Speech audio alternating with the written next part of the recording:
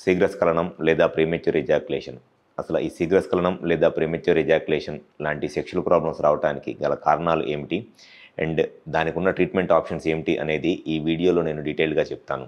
ముందుగా శీఘ్రస్ఖలనం లేదా premature ejaculation అంటే ఎప్పుడైనా సరే దంపతులు సెక్స్లో కలుస్తున్నప్పుడు, సెక్స్లో ఉన్నప్పుడు గనక వీర్యము 1 నిమిషము లేదా దానికన్నా ముందే వీర్యం అవుట్ అయిపోయి మగవాళ్ళు సెక్స్ చేయటం ఆపేస్తే ఆ ప్రాబ్లమ్నే శీఘ్రస్ఖలనం లేదా ప్రీమెచ్యూర్ ఎజాక్యులేషన్ అంటారు.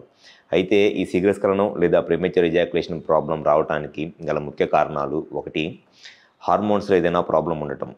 మగవాళ్ళకి సెక్షువల్గా సంబంధించిన హార్మోన్స్ ఉంటాయి, టెస్టోస్టెరాన్, ప్రొలాక్టిన్, ఈస్ట్రడియోల్ అని.